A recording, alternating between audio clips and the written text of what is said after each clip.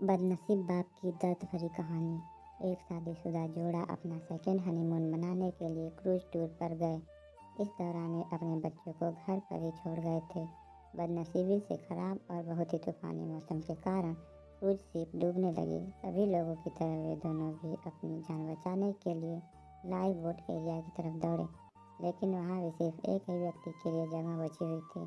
अपनी पत्नी को डूबती शिप पर छोड़ आदमी लाइफ बोट में बैठ गया। पत्नी उसी डूबती शिप पर खड़ी अपने पति को दूर जाते हुए देख रही थी। वो चिल्लाकर अपने पति से बोली। इस कहानी को यहीं विराम देते हुए शिक्षक ने अपने सभी विद्यार्थियों को पूछा, क्या कोई अंदाज़ा लगा सकता है पत्नी ने पति से क्या कहा होगा? ज़्यादातर विद्यार्थियों का एक समान उत्तर था। उन्होंने कहा, पत्नी बोली होगी कि मैंने तुमसे इतना प्यार किया और तुम मुझे इस तरह छोड़कर जा रहे हो।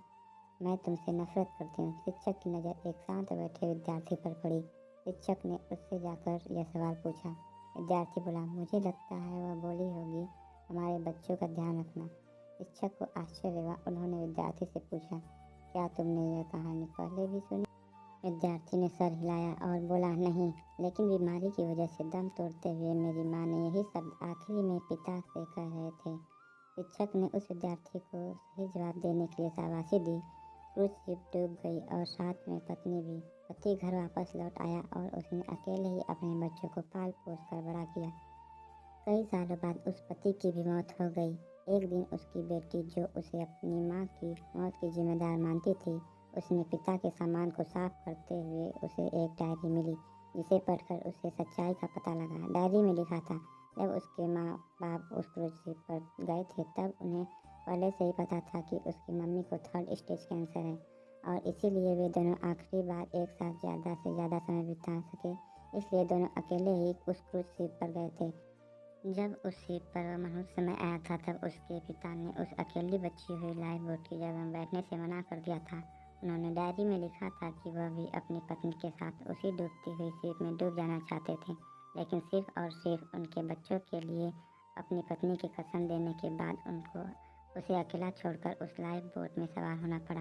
इस डायरी को पढ़ने के बाद बेटी फूट फूट कर रो पड़ी। शिक्षक ने यह कहानी यहीं ख़त्म की और पूरा क्लास शांति से डूब गया। यह शांति देख शिक्षक को पता चल गया कि वह इस कहानी के जरिए जो सीख अपने विद्यार्थियों तक पहुंचाना चाहते थे वह पहुंच चुकी है। इस दुनिया में अच्छे और बुरे हर तरह के लोग हैं, लेकिन कभी कभी परिस्थितियां ऐसे विकट हो जाती है कि आप बुरे या अच्छे का फैसला नहीं कर पाते। इसीलिए कभी भी हमें कोई फैसला लेने में जल्दबाजी नहीं करनी चाहिए। सिर्फ बाहरी चीज़ों को जान लेने से किया गया फैसला कभी भी सही नहीं हो सकता। बिना किसी जांच पड़ताल और बिना किसी दूसरे के पॉइंट ऑफ व्यू समझे फैसला करना छोड़ दीजिए। धन्यवाद।